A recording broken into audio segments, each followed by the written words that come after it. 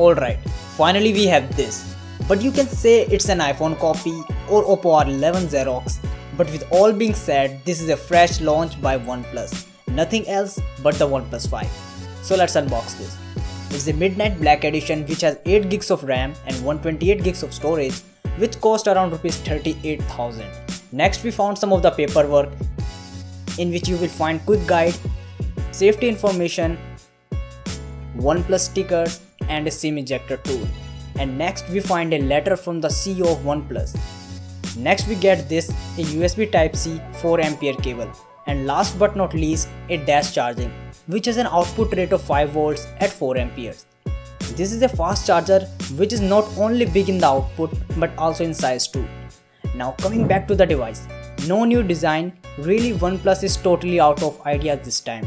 From the front it's looking like the old OnePlus 3 or 3T, and from the back it's looking like Oppo R11 or iPhone 7 Plus. The back panel is black matte, which has a classic feeling. The device is so sleek and lightweighted. I'm gonna use this device as my primary one, so let us insert my SIM cards in it. It doesn't support any SD card but dual nano SIM. So let's power on this beast.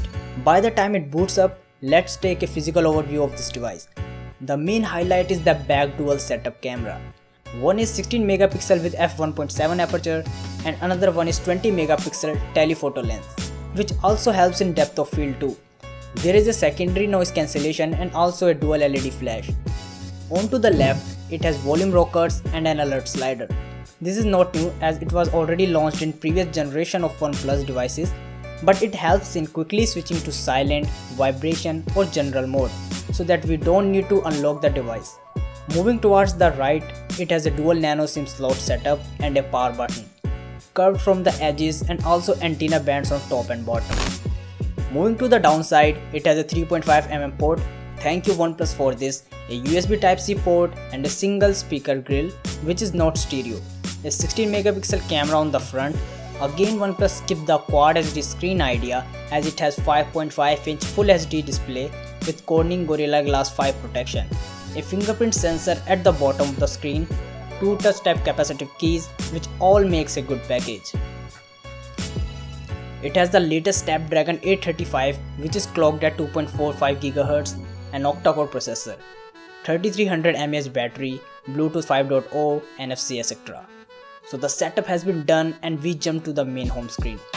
It is one of the fast experience I have ever used, and it runs on Android Nougat 7.1.1. And on the top there is a Oxygen OS, which is kind of stockish, but also few other customizations to tweak your device a little bit. The free storage we get is almost 110 GB and around 6 GB we get free RAM. So now let's fire up the camera and take some pictures. As we know, it has a dual camera on back which helps in to zoom in twice without losing any detail. Camera is super fast and quality is damn great. And also front camera is way. You can see a light is coming out from the background behind my head, but it still captures a lot of details on my face. The dynamic range is also good. Lots of things needs to explain about this phone, so better to wait for the upcoming review of the smartphone. So that's pretty much it. Thank you guys for watching. If you enjoyed this video, hit the like button and also subscribe the channel for more upcoming videos, and I will see you guys soon in my next video.